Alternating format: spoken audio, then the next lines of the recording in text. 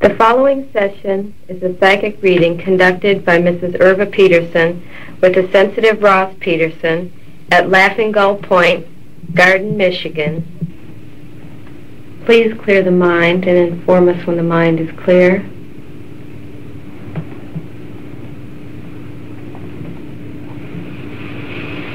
The mind is clear. Dear Lord, please protect this entity from all negative influences, regardless of source, and give us the answers we seek of this inquiring mind through the manifestation of truth, intelligence, and love. Amen.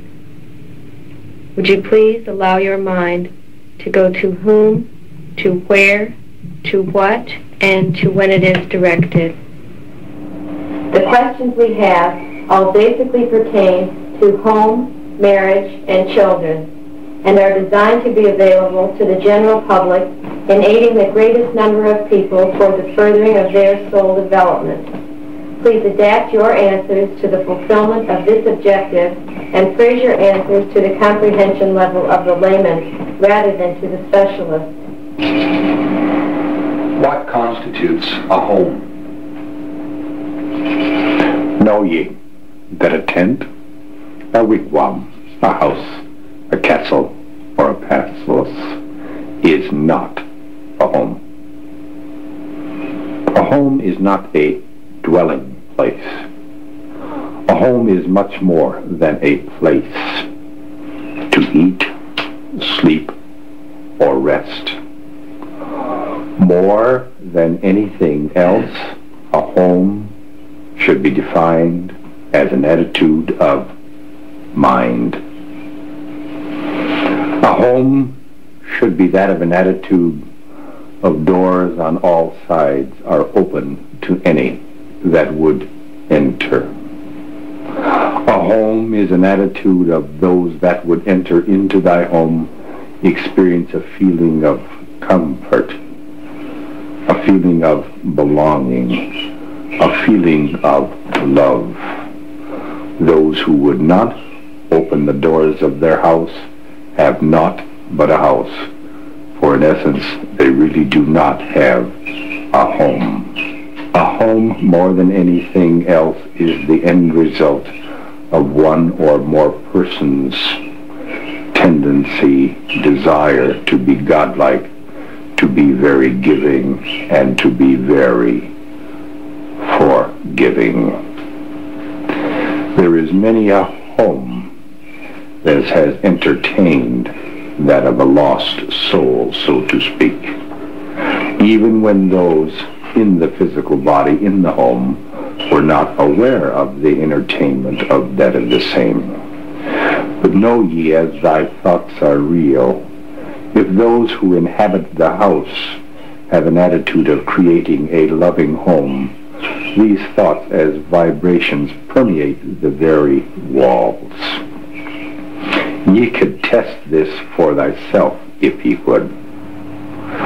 Walk into that where the worship of God takes place, that of any church, and in most cases there is a quiet sense of awe, a feeling of well-being. Now this matters not what denomination of church or religion ye enter. For some, the church would be a quiet glade, but nonetheless, if there is the true worship of God in that particular dwelling, then ye may feel it. If ye would be but blind of eye, nonetheless thy senses would enable ye to feel comfortable and comforted.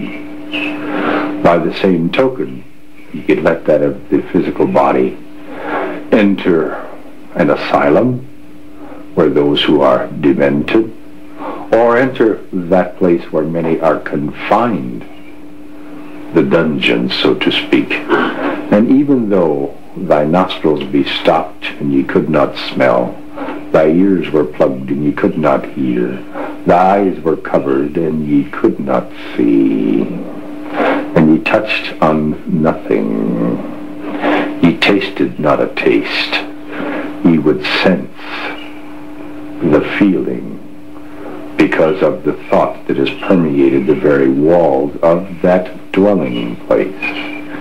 Above all, make thy home a meeting place where each may share love, where each may practice the art of brotherly love, where each may do unto the other that which they would wish done unto themselves.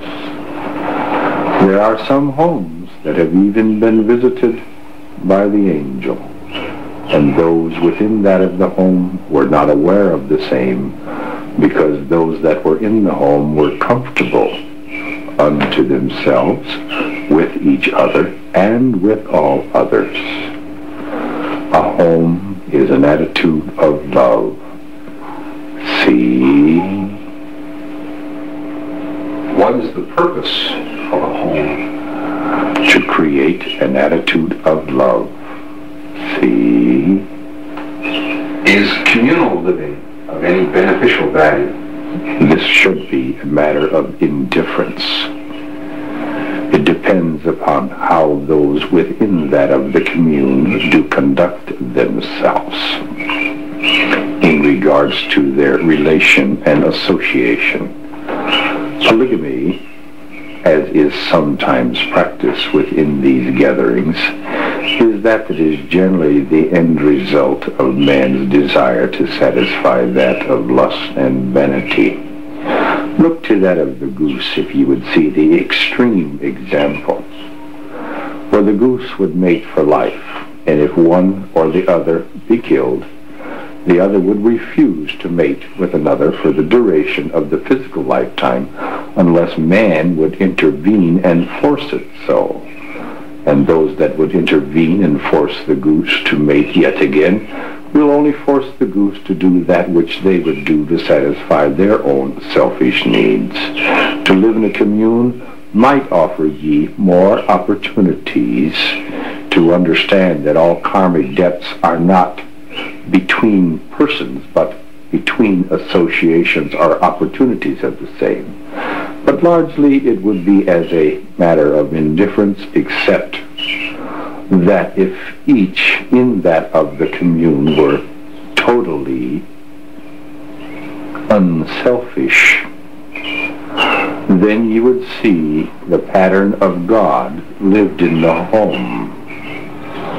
However, most would delude themselves into thinking they are godlike and deny the aspects of feelings and emotion, and as such that it would be perfect, which could be found in what might be the ideal of communism, actually does not usually work in the earthly dimension. Why? Simply because of man's selfishness and the sin of self. See? What is marriage? Marriage is the greatest opportunity for each, while in that of the flesh, to meet themselves. Marriage has unlimited potential for creating situations whereby each may meet themselves, overcome the inequities of self, and thereby attain at one-ment. The ideal marriage can be fulfilled in the purpose if each would stand as a pillar alone, builded toward the ideal or aspiration of the Godhead itself. For if both have that of an idea, the ideal, the aspiration that is the same, then each would consider their sojourn in the earthly dimension as an opportunity for each to live with that of self and with others. Each should be as this pillar, standing erect, standing unashamedly before thy God, looking ever upward. But each should be as a support or leaning post, if necessary, in that of time of doubt or discouragement.